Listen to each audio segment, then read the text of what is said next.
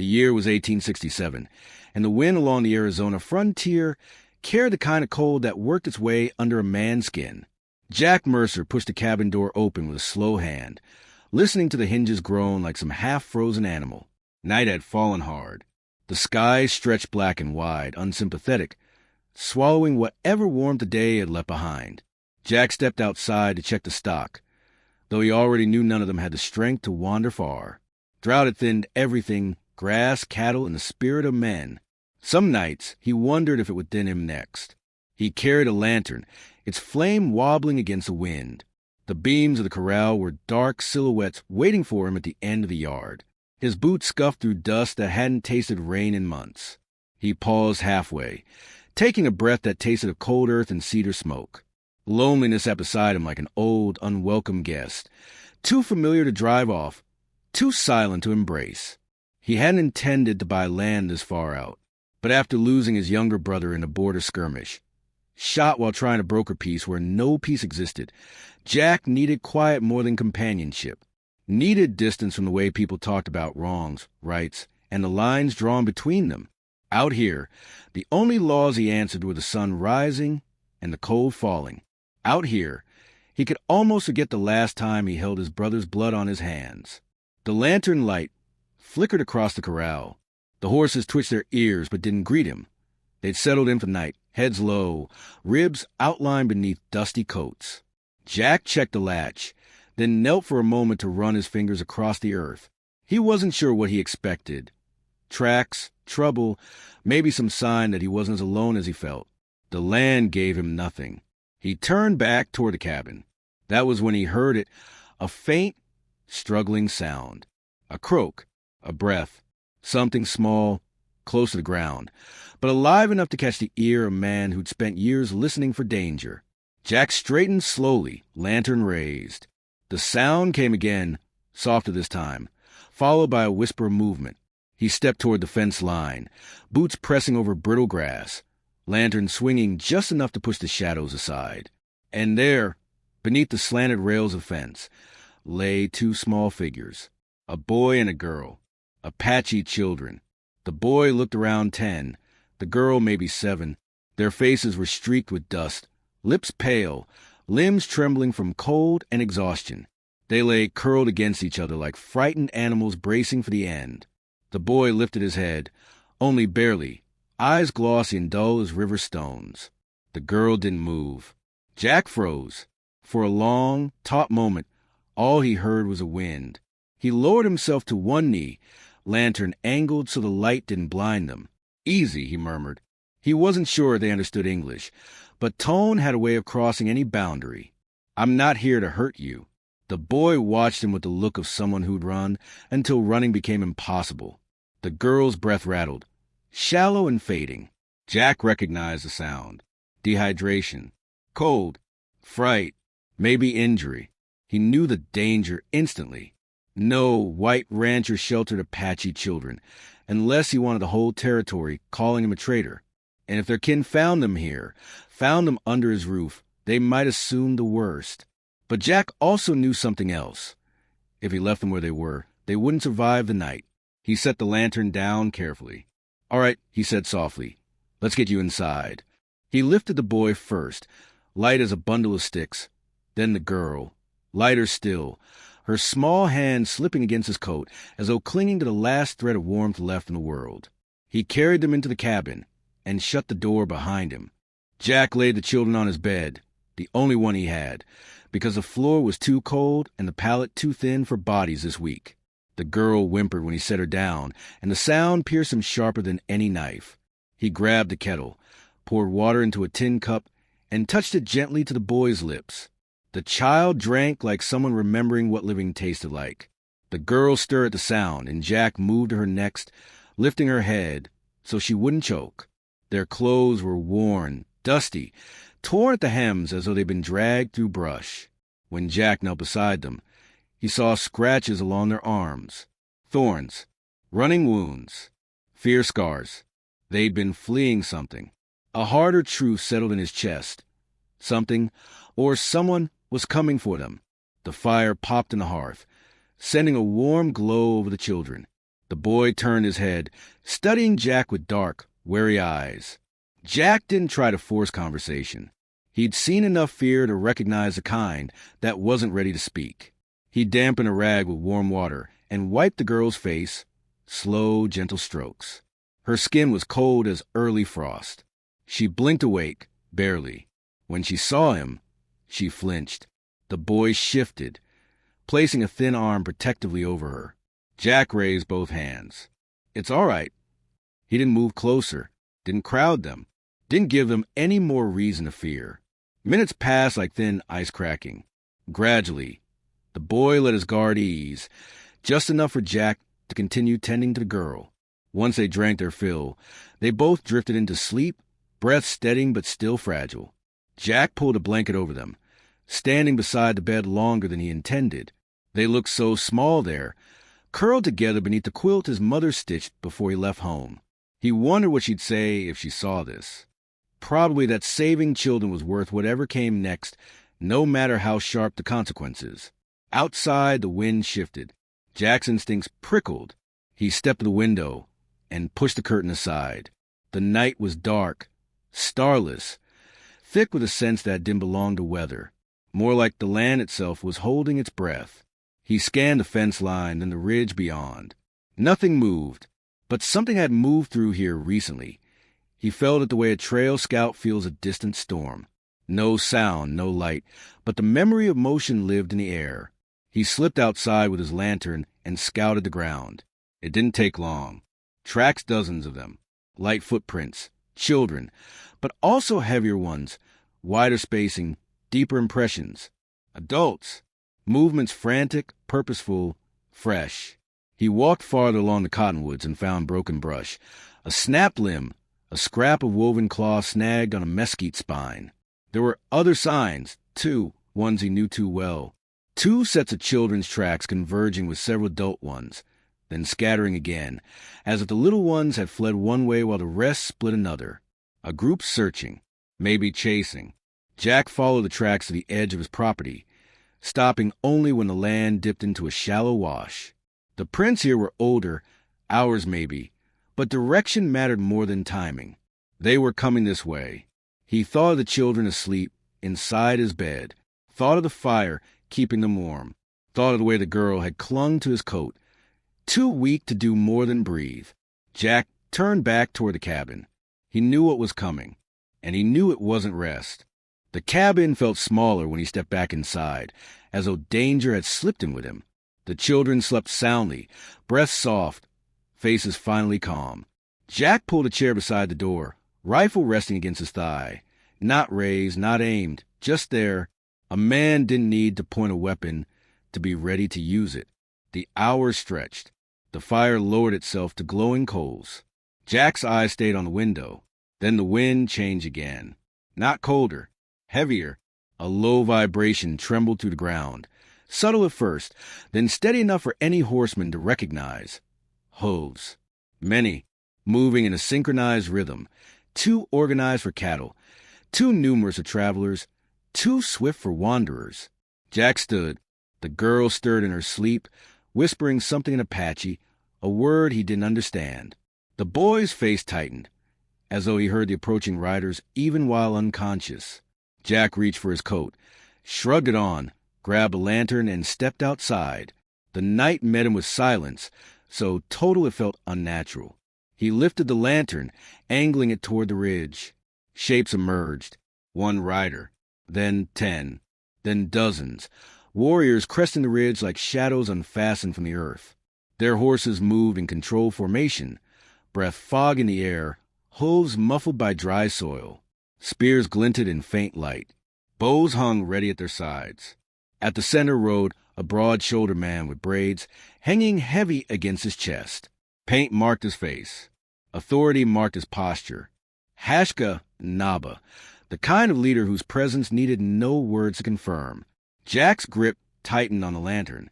He wasn't sure whether to fear them or welcome them. He only knew one thing. They were here for the children. He stepped forward, slow, hands empty, lantern lifted enough to show he carried no threat. The riders halted in unison, the ground vibrating beneath them. A voice barked something sharp in Apache. A command. Arrows lifted. Jack swallowed. The ridge blazed with torchlight as more warriors appeared, dozens more than he'd first counted. The shadows multiplied, crawling down the slope like a forming storm. Jack took one breath. Then another. He turned and looked toward the cabin, where 2 children slept beneath his quilt. He faced the warriors again. Whatever came next, he stood between them now, and the night held its breath with him. Jack Mercer stood alone in the cold silence outside his cabin, the lantern trembling in his hand as the ridge filled with mounted warriors. Their horses exhaled pale mist, their silhouettes sharpening against the night with each step forward. The Apache leader rode at the center, broad-shouldered, stern-faced, a man whose presence shook the air like distant thunder. His braid swung against his chest, heavy and dark as wet rope, and a streak of white paint cut across his cheek like lightning. His gaze held the kind of fury a man didn't earn by accident. Jack knew instantly this was a father. The warriors drew to a halt, their horses stamping restlessly in the dust. Jack raised both hands slowly, showing he held no weapon. The lantern swayed, casting orange light across his face and the hard shapes of 100 drawn bows. His breath caught, but he forced his voice steady. "The children are inside," he said. He doubted they understood his words, but words mattered less than tone. "They're alive." A murmur rippled through the riders. One warrior spurred his horse forward. Then another, the leader, Hashka Naba, signaled sharply, and they halted again. Jack felt the weight of 100 eyes judging him, measuring whether the man before them was a thief, a murderer, or something else entirely. Inside the cabin, the children stirred. Jack turned his head slightly at the sound, careful not to make a sudden move. When he looked back, Hashka had already dismounted. The warrior moved like a force of nature, controlled, lethal, but disciplined. His boots barely disturbed the dust as he approached. Jack could feel the heat of the man's anger before he spoke. Hashka barked words Jack couldn't understand, his voice rough as stone scraping along stone. Another warrior slid down from his horse, a thin older man with iron gray hair and a beaded necklace. He stepped between them. He asks. The man said in accented English, "Why you have the children?" "Because they were dying," Jack answered. "I found them by the fence. They were cold, thirsty, barely breathing. I brought them inside." The interpreter relayed his words. Hashka's jaw clenched. His eyes cut toward the cabin door, like blades seeking a target. Jack didn't move to block him. He simply stepped aside and gestured. "Go. They're safe." Hashka pushed past him, the interpreter following close behind. A cluster of warriors stayed outside, tense, ready to react if anything went wrong. Jack remained on the threshold as the father entered his cabin. Inside, the air was thick with hearth smoke and the faint scent of the stew Jack had heated earlier. The children lay beneath the quilt, small shapes breathing softly. When Hashka saw them, saw their chapped lips, scraped arms, thin shoulders, his anger faltered. Something cracked in the hard line of his posture. He knelt beside the girl, brushing a hand along her cheek with a gentleness that didn't match the war paint on his face. The boy woke first. His eyes flew open, wild and fearful. But when he recognized his father, he clutched the man's arm with a desperate, shaking hand. "Ada!" he whispered. "Father." The girl woke next, half delirious with exhaustion. She reached for Hashka weakly, and he pulled her close, his breath shaking. 2 more warriors slipped inside, assessing the children's condition. Others crowded around the doorway, shifting uneasily in the cold. The father spoke sharply in Apache, words thick with rage and grief. The interpreter translated in pieces. He says they were chased, separated. They searched the whole day. He thought they had been taken. Jack nodded. They ran until they collapsed. They were almost frozen when I found them. Hashka rose slowly, turning back toward Jack. For a moment, they simply stared at each other. The father searching for truth, the rancher offering nothing but the plain honesty of a man with empty hands. Hashka stepped closer. Jack felt the man's breath, warm and heavy with the scent of dust and smoke. The leader raised a hand toward Jack's chest. And then A gunshot cracked the night. The entire cabin seemed to shudder. The warriors spun toward the door, bows drawn, bodies dropping instinctively into defensive positions. Jack lunged outside. What he saw erased any hope of peace. A posse of white riders was cresting the opposite hill, rifles raised, torches blazing like fiery serpents. There were at least 15 of them, neighbors, ranchers, hired guns, men Jack vaguely recognized from the trading post and saloon. Men who believed Apache children in a white man's cabin could only mean one thing: kidnapping. Jack's got twisted. "No," he muttered. "Not now." The posse's leader shouted across the dark. "Mercer, step away from the hostiles." The Apache warriors roared in response, raising bows and spears. The posse fired again, warning shots or blind anger. It didn't matter. The bullet cracked past Jack's shoulder, grazing the skin and burning hot. He staggered. Warriors shouted. Horses screamed. The line between restraint and bloodshed thinned to nothing. Jack planted himself between the two forces, heart pounding, arms raised. "Stop," he shouted. "Stop, damn it. There are children here." But no one listened. The night erupted into chaos. Another shot rang out, sending sparks off the rocks near Jack's boots. Warriors fanned out, forming a crescent shield around the cabin. Arrows notched. Horses pivoted. The Apache leader's voice thundered commands, pushing his people into a line that moved like a single living creature.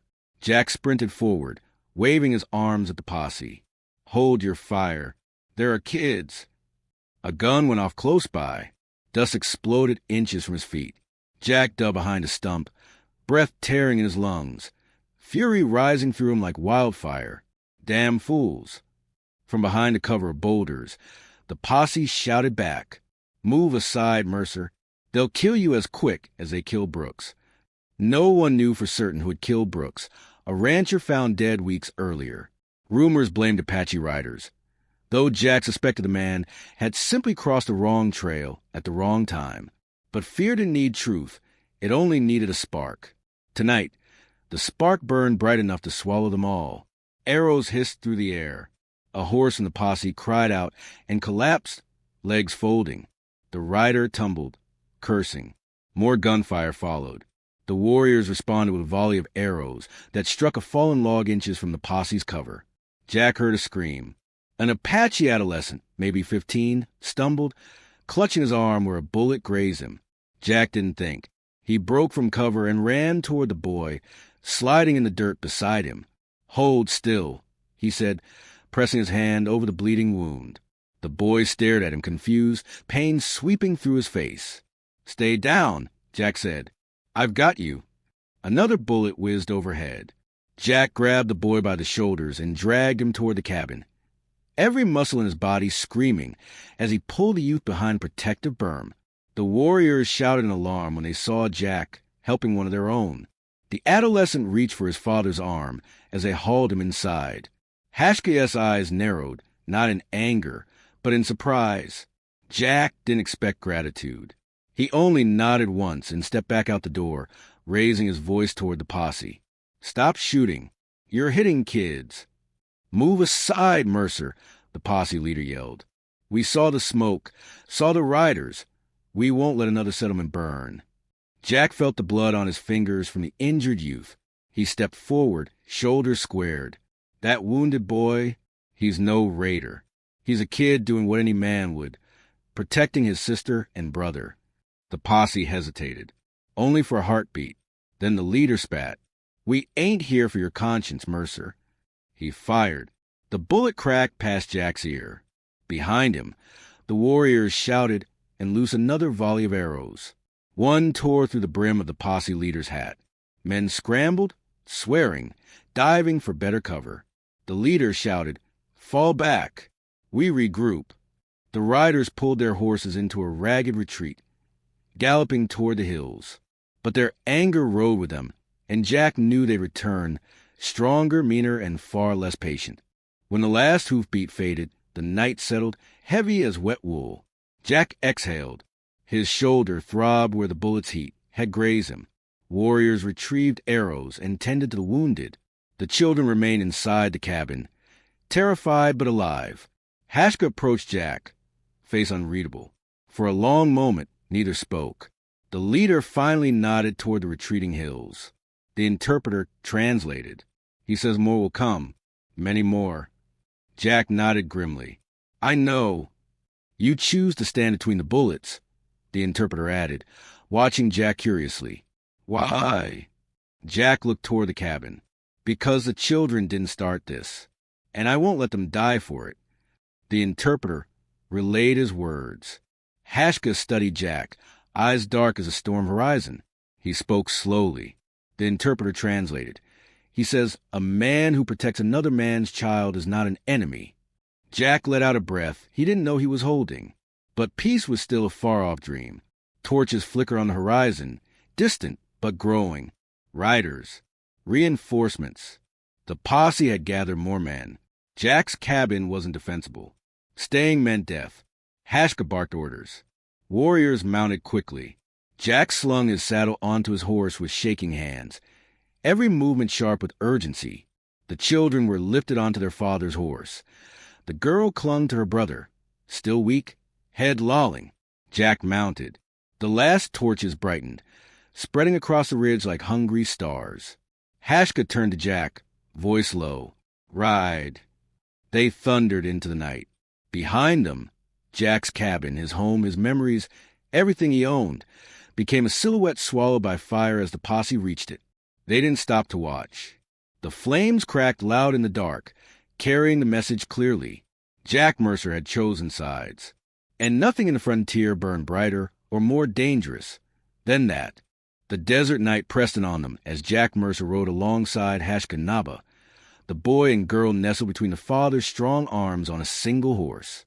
Dust churned beneath the horse's hooves, settling in swirls that clung to sweat-streaked skin and leather. The moon, thin and pale, barely lit their path, but the air carried every sound. Distant coyotes, a rattling branch, the rhythmic pounding of hooves. Jack's shoulder throbbed where the bullet had grazed him the night before, a dull pulse that reminded him each step forward was a step into danger. He ignored it, gripping the reins tightly, scanning the dark horizon. The children stirred, the boy turning to glance at Jack. He's strong, the boy whispered, voice hoarse from fear and exhaustion. The girl mumbled something under her breath, her small hand clutching her father's chest. Jack offered a brief nod, a silent promise that he would not let the frontier claim them. Not tonight. Hashka noticed the boy's glance and spoke low, words Jack didn't understand but could feel in the urgency of his tone. The interpreter, riding just behind, translated softly. He says your courage does not go unnoticed. Jack only grunted, focusing on the path ahead. The desert was unforgiving. Every ridge and wash could hide death or deliverance. He had crossed lands like this before, but never with lives so dependent on him. Never with the weight of 100 arrows or the promise of vengeance. Pressing so near. Every sound made him flinch. Every shadow made him tighten his jaw. Every step was measured, precise, because a misstep here could cost everything. Hours passed with the rhythm of hoofbeats and whispered Apache words. Jack's mind traced the trail of the posse, the men who had sworn to hunt the children in him. They would be relentless. Frontier grudges did not die easily. The Apache warriors riding around them, some still cautious of Jack, now watched him differently. He was no longer merely a white man with a soft heart. He had risked his life for their children, drawn the attention of the enemy, and stood unarmed in the storm of bullets and arrows. Action spoke louder than any badge or title on the frontier, and Jack's choices had begun to speak loudly. A shallow canyon opened before them. Jack slowed his horse instinctively, motioning to the others. Hashka nodded, scanning the cliffs above. They were not alone. The posse had regrouped, and Jack could hear the faint, metallic scrape of rifles being cocked, the low murmur of voices riding on the wind. This canyon could be their grave or their salvation, depending entirely on how quickly and cleverly they moved. He pushed the memory of his cabin burning into the back of his mind, refusing to let grief dictate his choices. There was no turning back now. The children stirred again. The boy leaned forward, whispering a question Jack did not understand, but his eyes were wide, alert, pleading. Jack's gaze swept over him, catching the spark of intelligence and fear the instinct to survive. He felt a connection to the boy, a mirror of the brother he had lost years ago. The girl shifted slightly, and Jack adjusted his hold on the reins, his hand brushing hers in a small, protective gesture. She relaxed slightly, eyes closing as if she trusted him despite the chaos surrounding them. They reached the canyon floor. A shallow river cut across their path, glinting faintly under the pale moonlight. The water was swift, cold, and treacherous. Horses balked, snorting and pawing at the dirt. Jack dismounted quickly, moving to guide Hashko's horse with the children carefully across. The boy stiffened at the cold water, lapping at his boots. Jack gritted his teeth and helped him balance. The girl trembled, and Hashko's hands were firm, but even his strong grip could not erase the vulnerability in her small body. Suddenly, a rustle above. A large shape lunged from the cliff. A cougar, eyes gleaming in the moonlight, muscles rippling with lethal precision. Its teeth flashed as it leaped toward the girl. Jack didn't hesitate. He dropped to the ground, knife drawn, meeting the beast with a single, precise strike. The cougar yowled and rolled, then retreated into the shadows, leaving Jack panting and coated in dust. The children cried out, but Hashko's calm, authoritative presence steadied them. "He saves us again," the interpreter said softly, translating the unspoken admiration of the warriors. The group pressed onward. Jack's body ached, every movement reminding him of the bullet graze, the bruises, the night's chaos. But the children's safety outweighed fatigue. The boy's hand brushed his own again, silent gratitude sparking an unspoken bond. Jack's heart tightened with a mixture of exhaustion and relief. He realized then that the frontier was not just a landscape of danger.